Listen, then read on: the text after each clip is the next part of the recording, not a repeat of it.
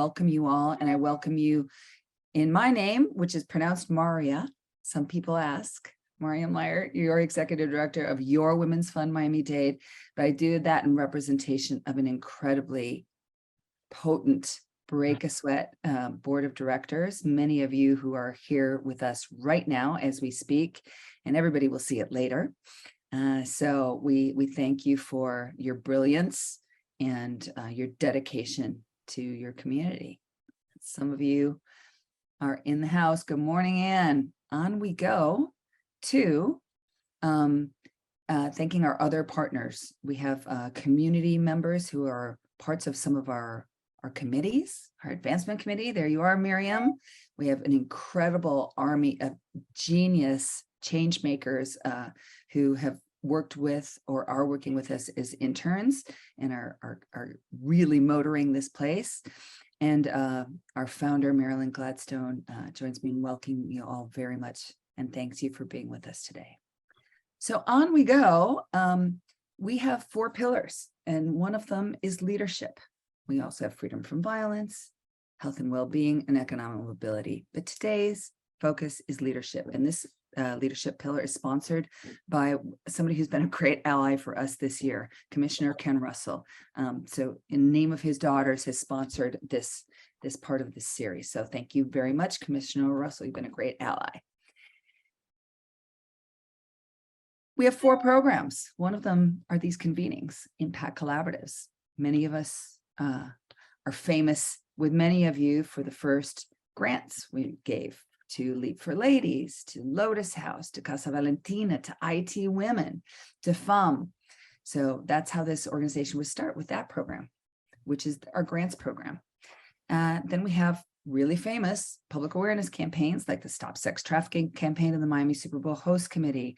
We have the domestic violence in times of COVID, very high impact campaign, the effects of extreme heat on pregnant people, which is a cutting edge campaign, which has caught national attention. So that's our 3rd program. Those are public awareness campaigns. And our newest, brightest shining star is our gender equity dashboard. So we've always had great stories because we've been listening to the community, and the community really, that wisdom is what informs our work every day and how to improve the community. But that same grassroots wisdom needs backup for facts if we're going to influence policy. So speaking of leaders, I invite Viviana Alvarado Pacheco to talk about this dashboard slide. Viv? Good morning, everybody. Thank you so much for being with us today. Just a quick dashboard data update. The new leadership section has been updated. And what you really should know about it is that there was actually a decrease in women in elected positions from 36.6% to 34.6% after the elections. So we got to do better next time. I'm just going to say, I'm taking a breath on that one, right? We might not have noticed. So we thank you, Dr. Elcheva and Vivi and the team for bringing those facts, stories. That's how change gets made. So on we go. Today, we're going to talk in the positive spin of power and influence. Power and influence are beautiful things. If you care about something, you want to influence it, right? And your power can be economic, can also be your voice.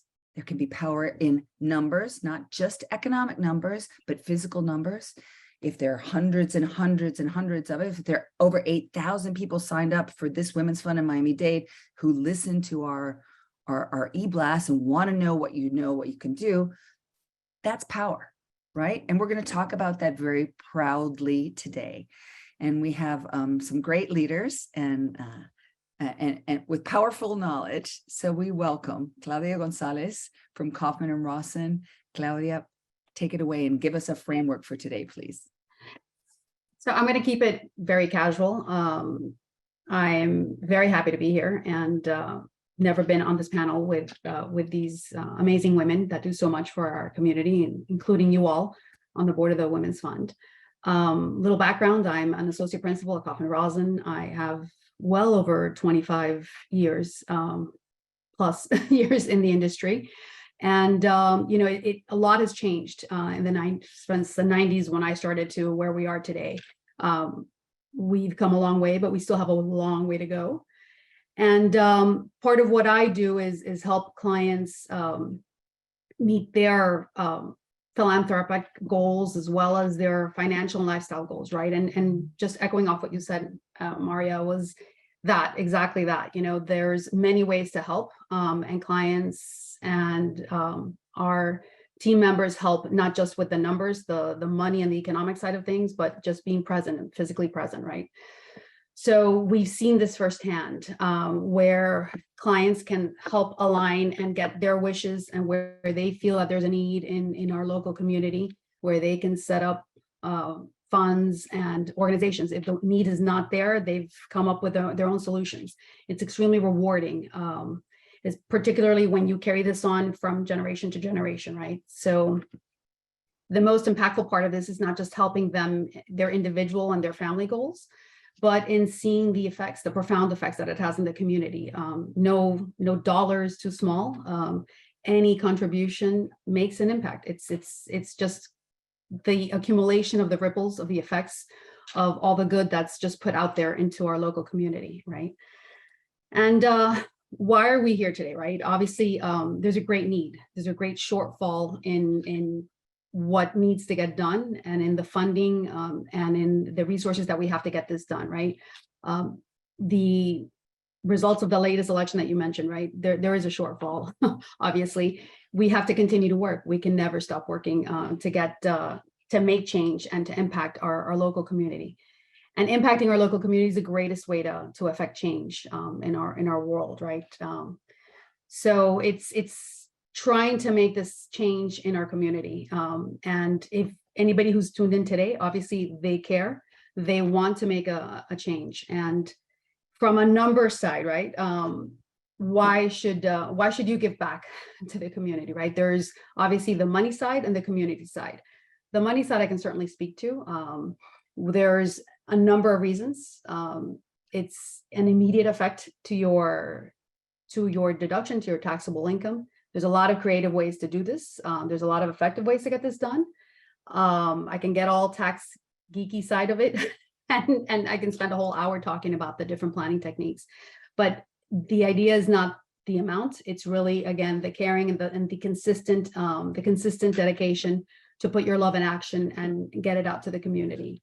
And then, of course, the community, right? That's the biggest everlasting effect, you know, to everything that we do, and why it's important to give back. There are so many studies that you guys take in and put together and culminate, which is a great resource, right? Your website is absolutely fantastic. The events that you put on are fantastic, and all the work that you do in the community is fantastic. Countless studies show, right, that the stronger that the women and girls are in our community, the stronger our community will be, the more that it will flourish, right? It's in this helping everybody, right? As long as everybody in the community can rise, we all rise together, and it benefits not just our current lifetime, but our generations to come, right? So why do we give back? Why does Coffin Rosin give back, for example, right? We have a long commitment in helping local communities, such as the Women's Fund. I actually just found out this week that we've extended our commitment for 2023 with the economic pillar and the dashboard that was just, come up. But the most unique way, one of the most unique ways, is that we, as an organization, long time ago, put in place policies that we empower the charitable giving in our community through the individuals in our firm, not as a firm mandate pushing down a particular organization, right? So to the extent that each individual, whether it's an administrative assistant to a partner, is interested in an organization, such as the Women's Fund, our dollars, follow that organization, right? So we've been able to impact our community in a very profound way. And one of the recent additions to this is the Whispering Mains Therapeutic Writing Center, which was created by one of our clients. And I'm happy and proud to be on the board and treasurer for this organization, right? It's every little help, every little drop of time and energy, and of course of dollars, helps all of our local community and organizations. So we're definitely proud to give back. And why do I give back, right? I give back because it's the right thing to do. There's absolutely no other way. There's no other way to empower our community, right? An empowered community, again, is the only way that we can all rise together. And that's really it. And it's a way of putting my love in action, basically, for the community and those around us. So I'll leave you with a parting comment, right? That I think that I heard recently at another local charity event this weekend, right? That the best way to reach people around us is by bringing our strengths and our gifts forward, right? So I encourage everybody, not just because of the tax impact of it, but because, again, to put our love in action, to share our gifts generously, to share them, frequently, right? And of course, to give generously to the community. We thank you so much, Claudia. When you're going to join us for the Q&A, I want you to know that I've already gotten a question. Can Claudia give me like 2 specifics on ways that it can impact my corporate tax return, because I have a small business, and 1 for my personal? So not now, but I'm just telling you. Somebody's already asking. I didn't want to get into the total tax geek at 9 o'clock in the morning, right? No, well, you'll be welcome to. We're going to put you on the spot. Super. So now we're going to go on. Many of you have participated. You've been on screen. You've been in this audience. You know that this is your Impact Collaborative. That's the only reason we're all here today. We want to hear from you. Please, like Salinas and Maria and others are doing here, please communicate within the chat. This is a live room, right? Malia, go ahead, tell everybody about your organization. We have people, we have Sam Hopper here from the National Women's Funding Network. Please communicate, this is yours. Another way that you can communicate and participate is by participating in the polls. Please do them. We don't do them for nothing. We're not trying to waste your time. We use this information, and we've got brilliant people on our board who know how to help us to use this information, and in our staff. So please do fill in the polls. And then the questions, the Q&A, I've already gotten one in. Please use the Q&A. If you put it in the chat, I'll probably find it, but it's easier for me if you put your questions for the Q&A part in the Q&A portion. So on we go. We ask our panelists to do the impossible of introducing themselves in 2 minutes or less. And the only reason that is possible is because they're introducing themselves not with their whole life story, but in context of why they're here with us today. And so I know we're going to start with you, Rebecca Fishman-Lipsey, President and CEO of the Miami Foundation. Thank you for being with us. Excited to be here. Good morning. I'm excited as I scan the participant list. I see many friends and people who hopefully be future friends. I'm excited to spend time with you early this morning in the middle of Basel at a exciting moment in our community. So if I haven't met you yet, I'm Rebecca Fishman-Lipsey. I'm the president and CEO of the Miami Foundation. We build the hub for generosity and leadership and social impact in Miami. We house philanthropy for our community. So if you could imagine, basically we are a bank for philanthropy. We house about $500 million of assets that our community has dedicated as philanthropic and charitable forever. The only thing we can do with the dollars that we house is put them to good work, addressing the most pressing issues facing our community. And our donors and our partners help us determine what those priorities are and how to invest best. In terms of why I'm here today, and I'm excited, thank you for inviting me and spending time, I guess, in fellowship with me. I have been, for my entire career, often the youngest woman in the room, or only woman in the room in conversations about community agenda setting and prioritization of issues that matter in community and how dollars will flow. And philanthropic dollars are power for agenda setting for community. And I want to see more women in the room. I want to see more women of color in the room. I want to see more young people in the room helping to steer community agenda setting. And that's on the agenda setting side. I also see on the solution side where dollars flow, where trust is given, how much flexibility is given when dollars are disseminated. And so I'm eager today to talk about inequities that I see within giving, and also inequities that I see in the marketplace of where dollars flow and don't. So it's really my joy to be here with you and eager for the discussion to come. Exciting conversations. Lucia, I would take a long time introducing you myself, so I'm glad you got the challenge of only 2 minutes to self-introduce. Please take it away. Hi, good morning, everyone. This is really going to be short because it's, not that much to say. I'm Lucia Davis Rayford, and I'm so happy to be with everyone and get a chance to talk with old friends and make new ones. But I'm president and CEO of the Carrie Meek Foundation, which is an organization that was created some years ago in order to carry on the legislative legacy of my mom, Congresswoman Carrie Meek. We have 4 pillars in which we make our investments, and that is in education, housing, community and economic development, and I forgot the 4th one already. I'm telling you, I'm having a brain freeze. Education, housing, community economic development, and health, my word. But we are fairly new and creative and being very flexible about how we do this. As you probably are aware, my mom died a year ago this week. And so we're being very careful about how we marshal on her legacy, but more important than the how is the what. And we're certainly one of the organizations that intend to focus very strongly on the evolution of giving to organizations that support women and girls. I'm a longtime lover and participant with the Women's Fund, having been a former board member, still very much active and interested in its evolution. But I look forward to speaking with you more about the subject matter today.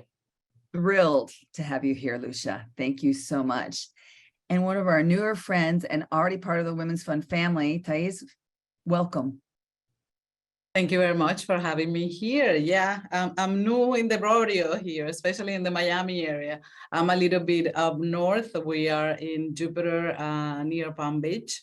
And I'm Thais Lopez Bogo. I'm from Venezuela. Originally, I moved here in 1994. And together with my husband in 2014, we created the Volo Foundation. As you see on the slide, we just wanted to accelerate change and global impact by supporting science-based climate solutions.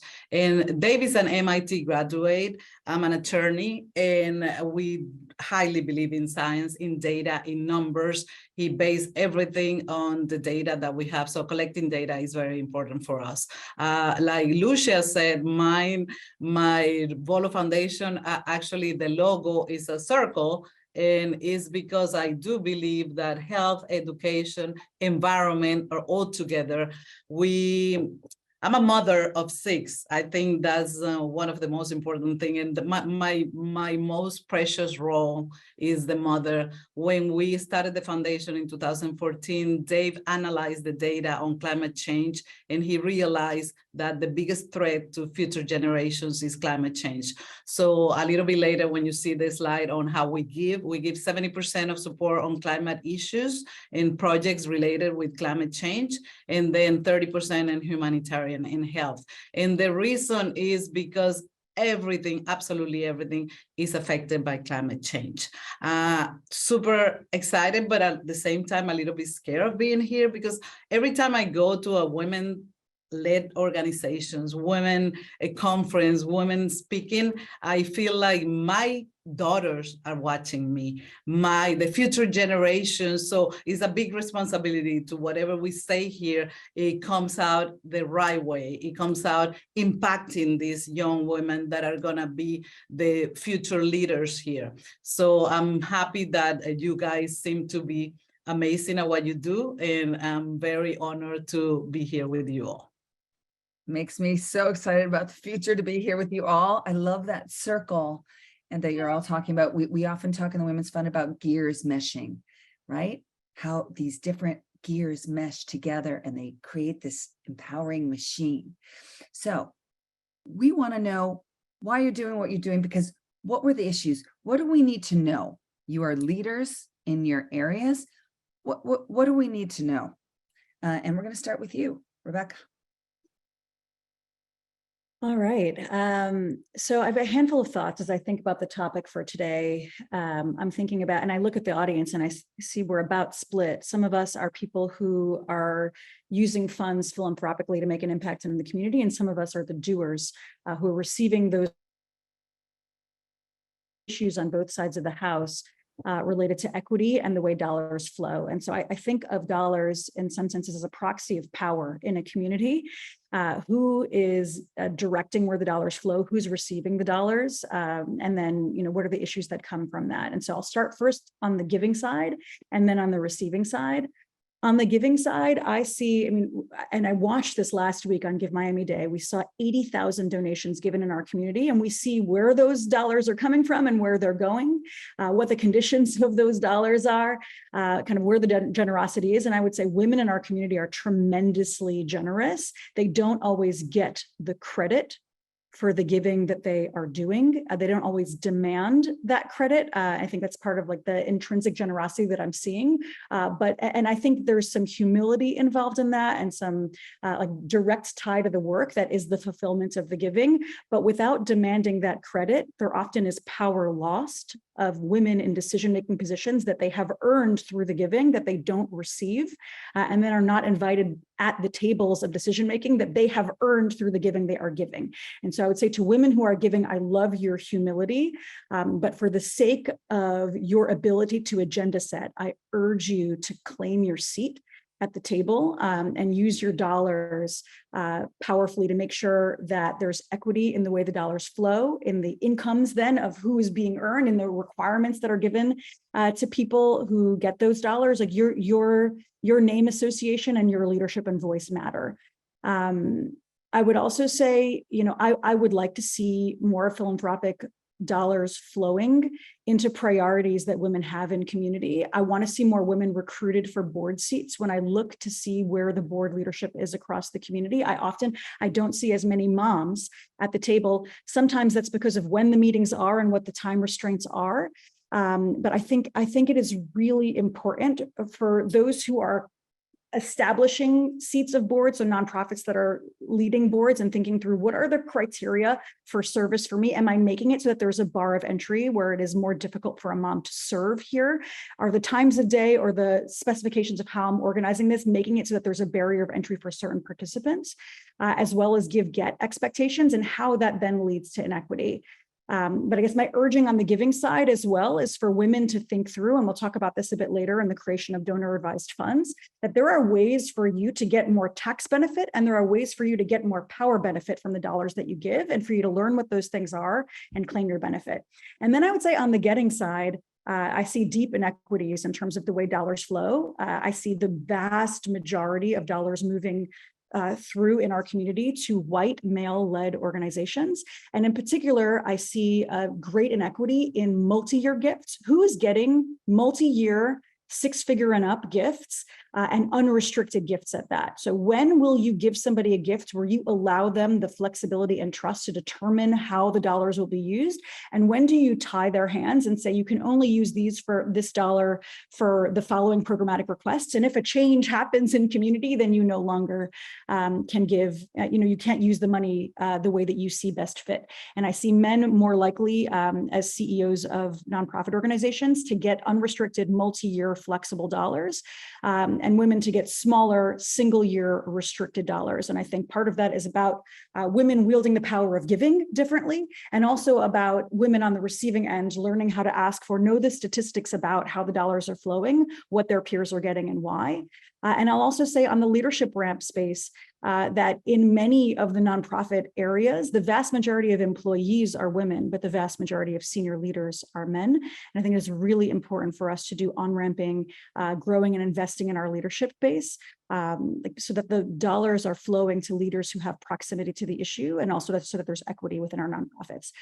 So lots more to talk about later, but I thought that those are the issue areas that I might raise to the surface first today. Terrific. So many opportunities to build new bridges over these barriers, right, Lucia? Take it away. I quite agree with Rebecca, and especially on the equity issue. What I would have people think about in terms of what they need to know is just be really cognizant of how disproportionately most of the social and political and economic and medical issues affect women and girls.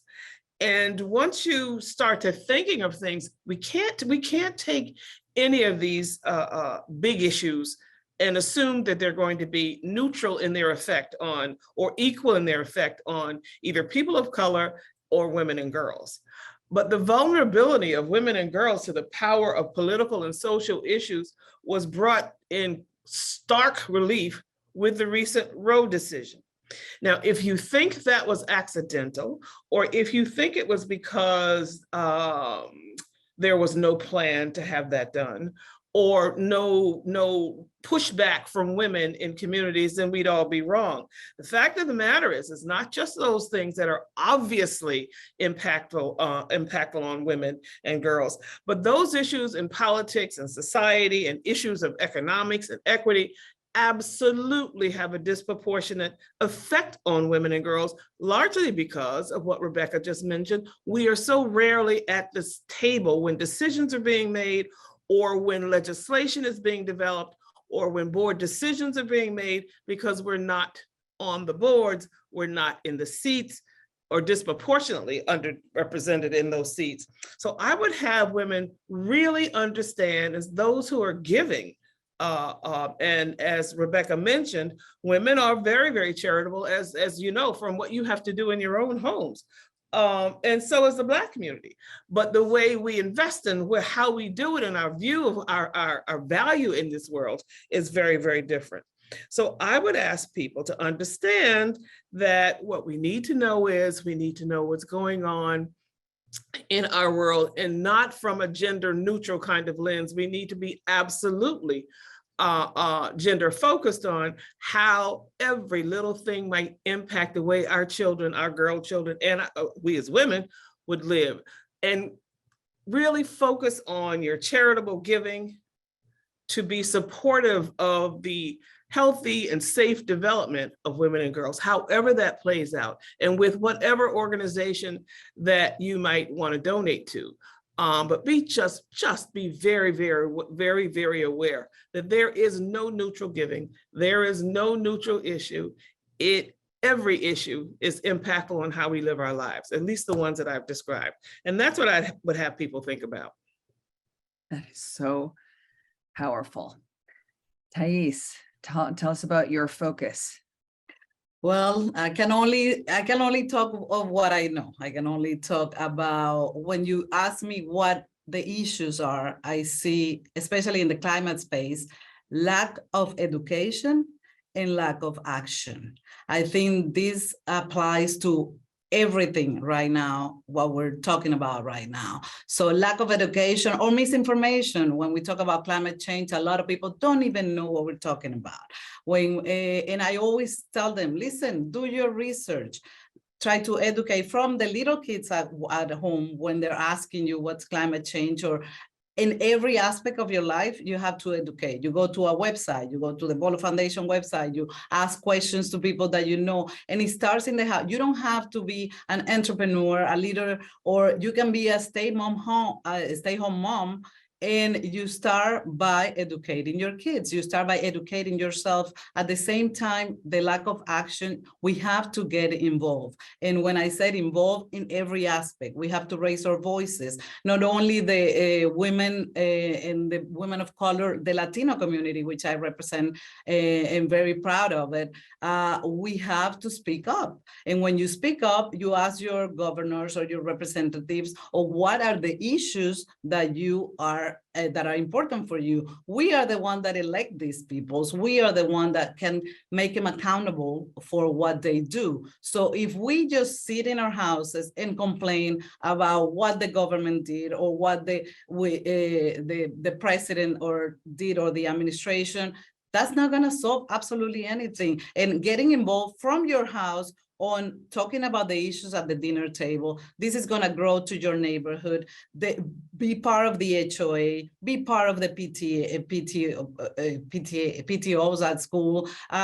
Get involved. If people, especially women, don't start getting involved, we cannot expect to get to the positions that we're claiming so hard, so vividly. I think when you see our giving, and you have the slide right now, like I said, 70% goes to our climate issues. Volo is expanding on the health side, so Volo Health is receiving a lot of money there, and then education and humanitarian. But once again, I bet you nobody knows about the Inflation Reduction Act. When you educate yourself and you learn about this, you know the amount of money that are going to come to your state from the federal government, and how you should use this money, how to ask for grants, there is a lot of money, a lot of jobs that are going to be created because of the Inflation Reduction Act. So let's start by educating our women, educating our kids, educating ourselves, and at the same time, get up and do something, because acting is the only way. When it comes to the giving, listen, we are a family foundation, and these are the projects that we support. But there is a lot of lack of asking from these organizations. Like I think Rebecca mentioned it, a lot of the giving goes to the organizations that promote the most, that ask the most, that knock at the door the most, and it's just that. So all these women-led organizations, I will tell them, get out there, because the money is out there. You just have to go find it. My whole team is cheering. I can hear them. I don't know if you can hear the roars, but I can hear roars in my ears. Action, focus. Many of you are saying that. Please do the poll, and please listen now as we ask our esteemed speakers, panelists today. So solutions, what do you see what can we do? Give us some calls to action, please, Rebecca. You got it. So a handful of priorities, I would say. The first is, Thais, I thought it was really interesting and powerful to see where you all are giving, and climate being your number one priority area. I was shocked last month to see the data that 2% of philanthropic dollars are going towards the environment. What is that? And a part of the power of where money flows is what then is prioritized by community. And as a group of women who want to set agenda for community, you need to collaboratively decide what matters and make sure that's where dollars are flowing. Is where philanthropic dollars are flowing representative of what the community cares about? So the data that I saw from Give Miami-Dade last week, 49% of philanthropic dollars in our community last week went to education and youth organizations. Does that represent, that is telling us something about what the greatest either passion areas are, or where the connection and power lies. Environment as something that is going to be of devastating importance to our community. What percentage of the dollars are going there, and why? Is it because we don't have the connection and solutions that people are tied to yet? Is it because what is the thing that is missing? Why are dollars not flowing there at the same level? And so first of all, kudos to you for the way that you're giving. I love it. But my call to action for the group would be determine what your priorities are, and then look back at the data and see whether your priorities are reflected in the way that power and money are flowing, and to collaborate with each other in order to make that happen. Individual giving is wonderful, but when you add up the sum of multiple people and multiple dollars together, it can do transformational things for organizations. And so I would encourage giving like that. I would also say to consider things, one of the things that I think has become much less popular lately is endowing gifts. An endowment, what that does is it makes permanent your commitment to something. So if you care about LGBTQ rights in our community, you could give your resources this year and know that that will be addressed this year. But the money then dries up. You could endow something at an organization related to LGBTQ rights and know that forever that will be protected in community. And it's a different flow of resources, because it's hard to save resources for later when you want to spend them now.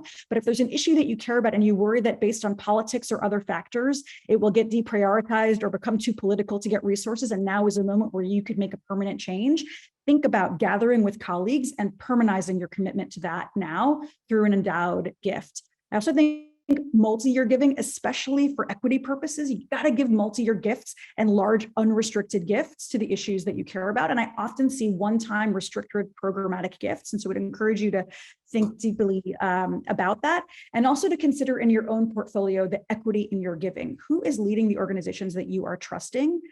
Are you trusting them because you have proximity to power, that you have a relationship with someone and they're asking you, or because you've really reflected on your priorities and then you see your commitment to equity, your commitment to the issues you care about in your giving?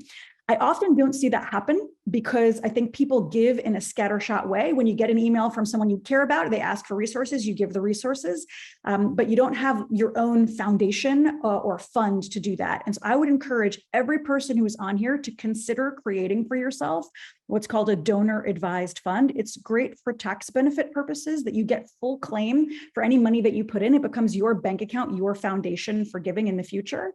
But then you have data that you can look at that tells you, here's where I gave, here's the issues that I care about, here are the statistics about my priorities in giving. And you can do an analysis and also save up over time for the deeper investments that you want to give while getting the full tax benefit at the beginning. So if that is a new concept to you, happy to talk you through it. We do them at the foundation, but frankly, you could do it at any bank. You could do it in many places where you may already be doing business. And so I just would encourage you to think through strategy for your own giving. You're already giving. And figure out how to claim as much power and strategy as possible in the giving that you do. Those are the solutions I'll throw out today. That's terrific. The under 2%, it's a really important number. And that's why under 2% of national philanthropic dollars are dedicated specifically to women and girls. And that's why we're not the only women's fund across this nation, because if we don't help people to focus, it just doesn't happen, and we're not going to take these conversations where they need to go. So that's really, really potent. Lucia, add to the conversation. After Rebecca, I don't know. I'm taking notes on what Rebecca's advising for my own personal education. I've never had a conversation with her that I didn't learn something, to tell you the truth. But I want to speak to a smaller group probably on this call, or who might hear this information later. In our community, in the communities of color in Miami-Dade County and probably around the country, we don't see ourselves as philanthropists. We don't see ourselves necessarily as givers. And we think the amount of money that we have to give would not be impactful, except of course, when we give to 10% of our income to our churches and to our faith organizations. What I'd like to have people, and especially women of color, as a call to action, to think about collaborating in groups to make create a giving circle so that the impact of your contributions would be greater. It would also give you the benefit of discussion with a group of people who hopefully are like-minded, that would help focus where you might invest your dollars. But I want the women of color in particular who are on this call, or who might be in the future, hear this, to understand that every dollar counts. You do not have to be a big family foundation. You do not have to be the United Way. You can be the average Joe. There is a real impact to every dollar. I'm a former employee of Miami-Dade County, and I can tell you so many thousands of everyday workaday people give routinely through deductions from their checks to big organizations, and don't recognize that those same dollars could be given to either smaller organizations or given in a different way. I would like for us to remember that in Black and brown communities, charity means something very different than giving thousands of dollars. But I would also suggest that those that are similarly focused, please consider getting together to create a giving circle that would donate funds to issues that are important in our community and issues that are important to you. And again, I hear the crowd roar in my ears. I know all these people in this audience. I know many of you. I can hear your applause. That's really powerful, Lucia. Thank you. Thais, Well, I have to congratulate Rebecca and Lucia because they are amazing what they're doing. And I'm trying to answer or talk a little bit of what Rebecca says and a little bit about what Lucia said. But since she was the last one, I'm going to tag along with Lucia and say, well, I'm on the giving side right now. And she's talking about the small organizations that do so much with so little. It's important when she's talking about these people giving to big organizations. Every time I have an ask from a little organization, I just love them because I'm expecting they're going to ask thousands and thousands of dollars, and then they just ask for 3,000 or 4,000, and they do so much with that. So I feel like these smaller organizations, women-led organizations, they value the money, they value every penny, and they stretch it so much that I really enjoy when they give me the reports at the end of the year, what they did with the money that we give them. And it's so rewarding that they care about every penny because they know how hard it is to get it. I want to go back to the education in Florida and why not only 2% of the philanthropy giving is only globally 2% is for women, but only 2% is for climate too. And I feel like if people understood, especially in Florida, how important and how impactful the climate change and how much is impacting your daily life. I mean, Mara, we did the heat and the pregnancy. That was an amazing campaign, and I think it opened up the knowledge of so many people that didn't think that heat and giving birth early was related. The same, I mean, 1 out of 10 kids in Florida suffer from respiratory disease because of the air pollution.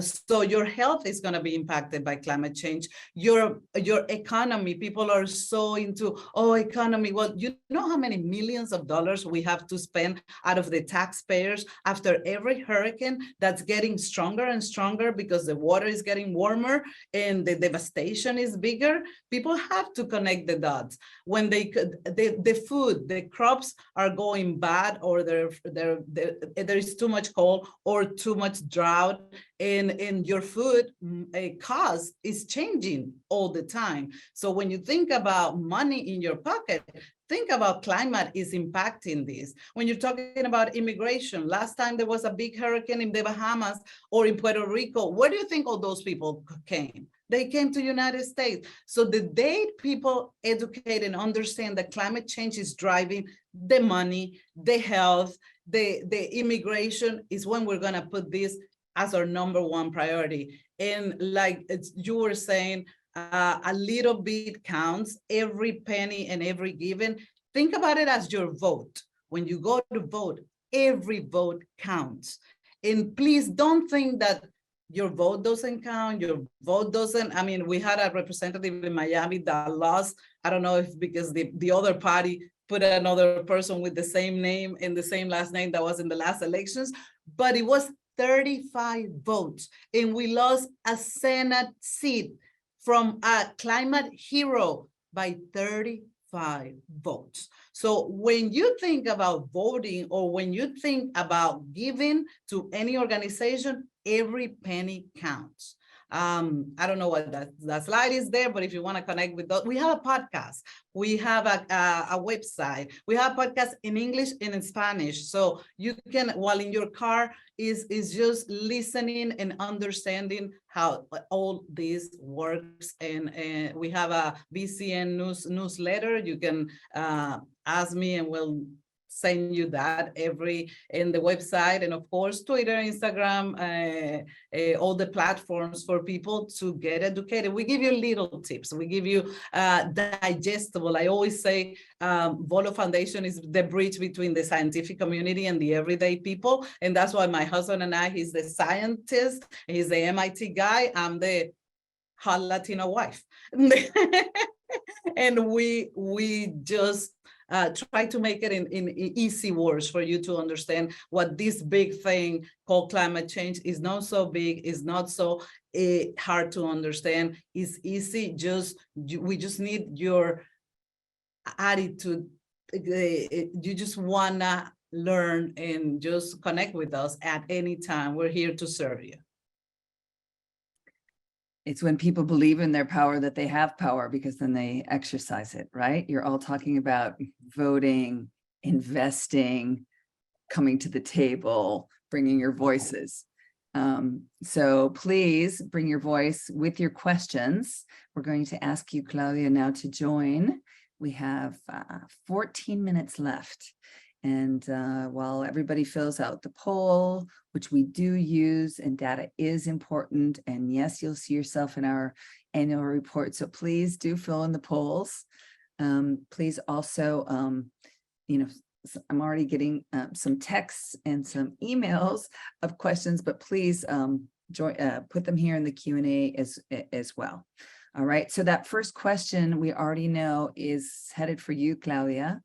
Welcome. So she asks, please, can you give us a couple tips for hitting the bottom line in a very specific, tax way for my small business? How can that benefit my small business? And then on my personal tax return, can you give me some pointers? Sure. I mean, obviously, right off the bat, the best thing for you to be is to be very strategic, very intentional, right? And that kind of echoes what Rebecca, what Lucia, what Thais, what everybody's saying, right? We have to be intentional and strategic about what we're doing instead of just haphazard things. So this is the first step, good step in asking what to do, right? So on the business side, once you gather and harness your thoughts and you try to make an impact in the community, right? It's literally making a deduction. It's one of the few deductions allowable to reduce your taxable income that's allowed for a business entity, right? Depending on your structure, obviously talk to your tax advisor about it, but basically I would suggest that you do it before year end. That way you capture it on this year's tax return. And there's different ways to get that done, but at the entity level, it's usually would have to come from the corporation. And then on an individual level, Rebecca talked a couple times, mentioned the donor advised funds, and that is a fantastic way. Women are slower to the table to come to the donor advised funds because, as everybody here has alluded to, women are involved in a lot of different things, right? At work, at home, in their family, in their communities. And usually our donations come, yes, haphazardly, just, you get the call from somebody who wants something and you donate. So at the individual level, yes, you can get very sophisticated and get into like a donor advised fund, an endowment. But for an immediate point of view would be the same thing. Once you give some thought and reflect as to what are the causes in the community that are near and dear to your heart, where you see the issues, where you want to see the change, it's to take action and then make a donation at an individual level, right? So long as you itemize your deductions, you would get the benefit of dollar for dollar benefit at this point under current rules and current tax laws for that deduction. So I urge you to reach out to me or to your tax advisor. They have another question for you, but I'm going to ask the next one. One's come in for Rebecca, and we know that you have to leave 1 minute early because you've got your own Miami Foundation board meeting at 10 o'clock sharp. So the question is for you. You mentioned before that you had the data about for Give Miami-Dade, how much was given to education and youth. Can you give us some other highlights, and do you separate out for women and girls?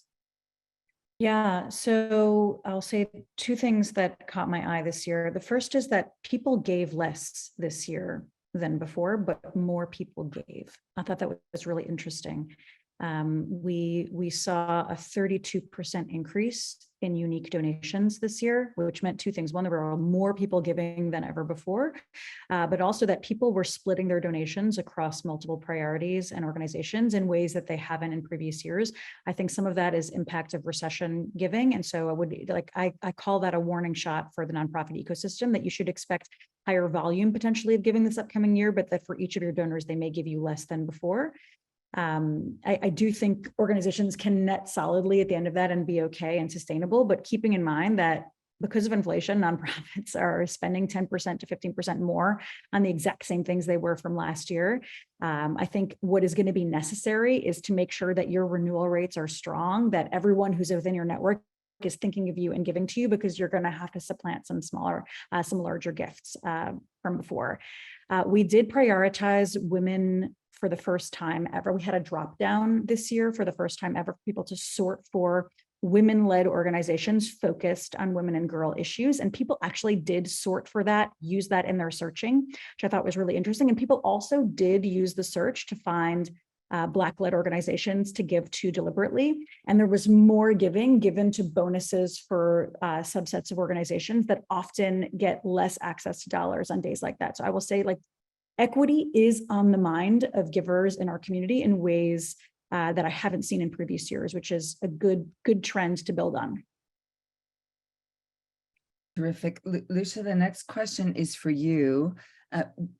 Because you have the foundation, can you talk a little bit about, so if somebody would give to the Carrie Meek Foundation as a foundation, how does that translate into other orgs? Because you work with other orgs as well. Can you explain how that happens? Because that's another way to give, of sort of trusting Lucia or trusting the Women's Fund or trusting Volo, right? To, you know, to give to places that are not, that are going to do great things with those funds.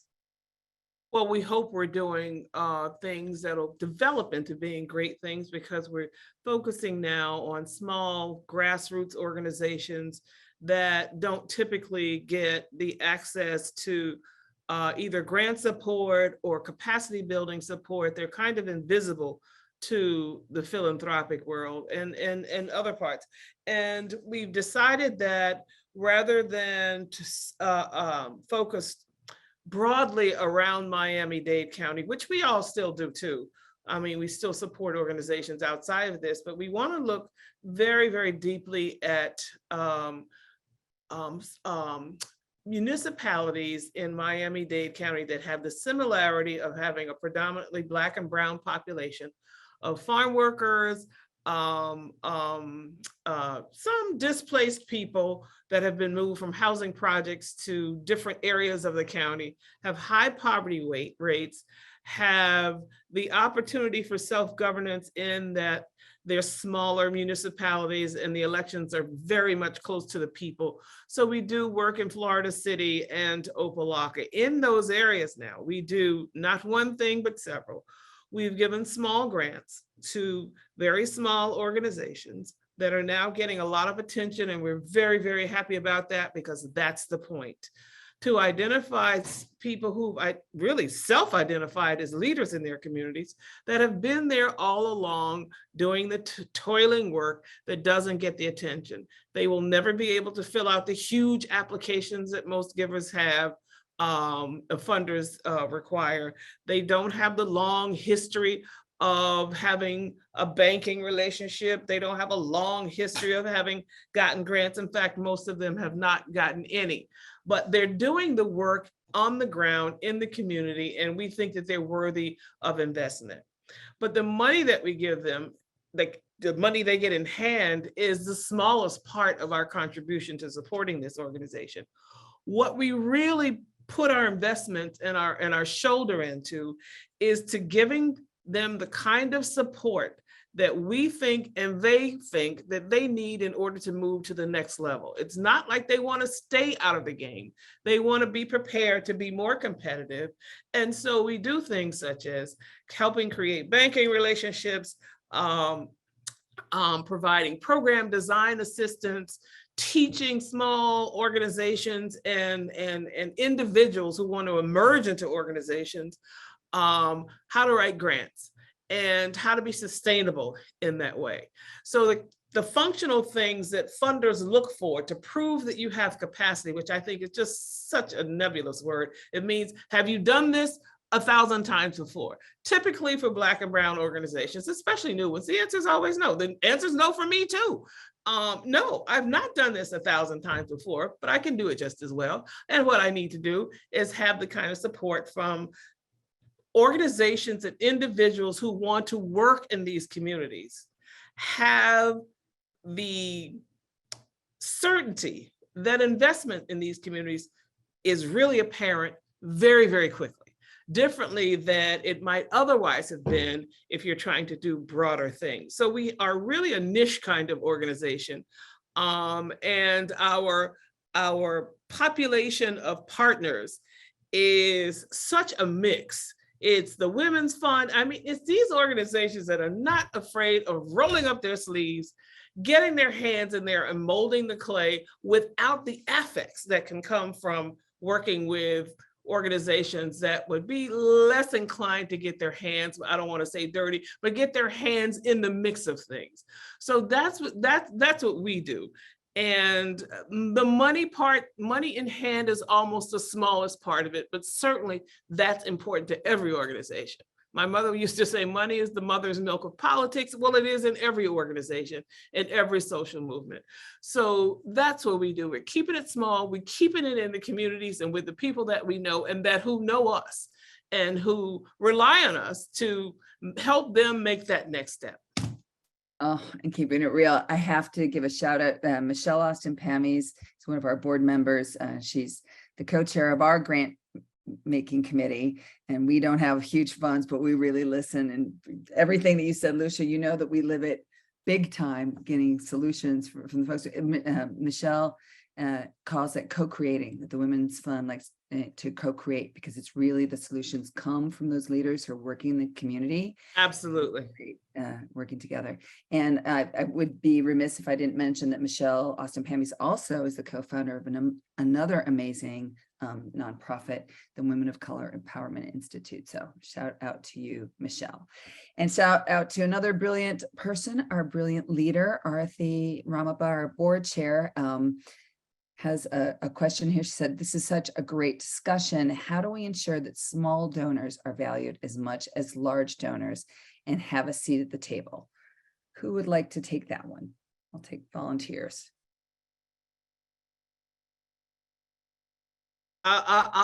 This is Lucia, if I may, and I really appreciate the question, and certainly appreciate the person who posed the question for sure. But I would suggest that we all start to look at different organizations and look in communities differently. In terms of finding the small organizations, they don't have the marketing, they don't have the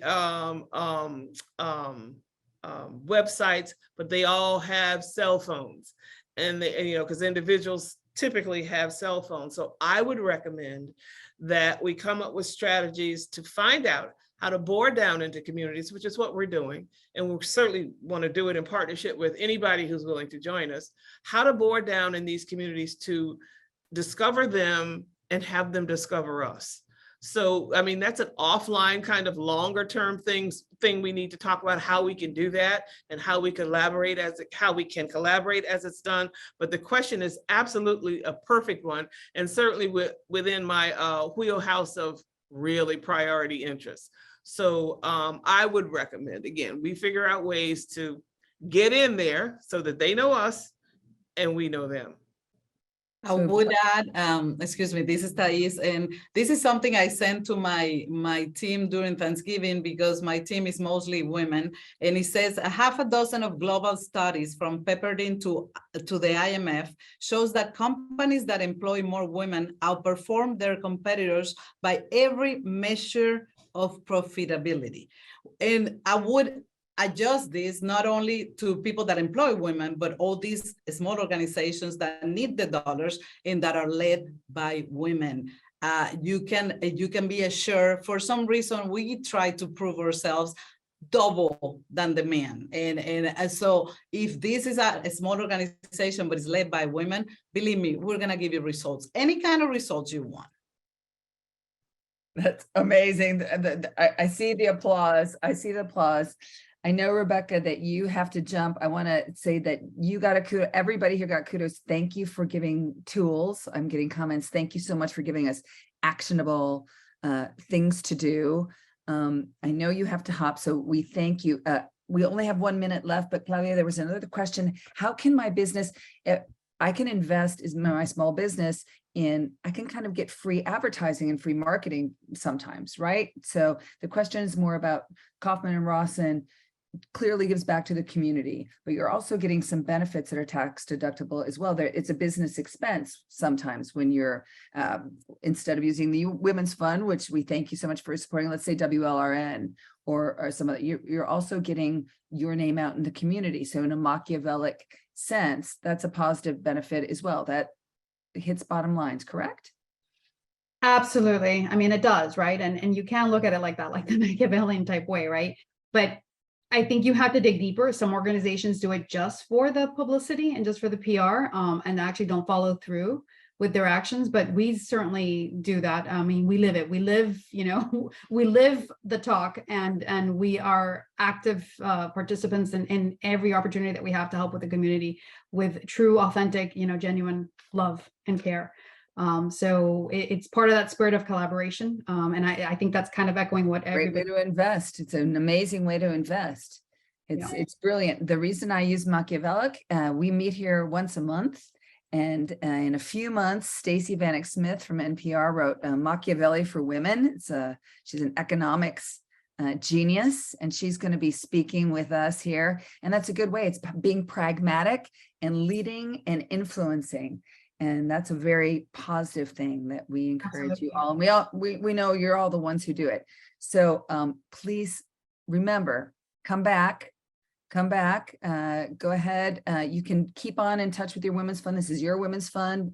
If you want to become even more active, you can join Camila and our impact agents, our volunteer corps.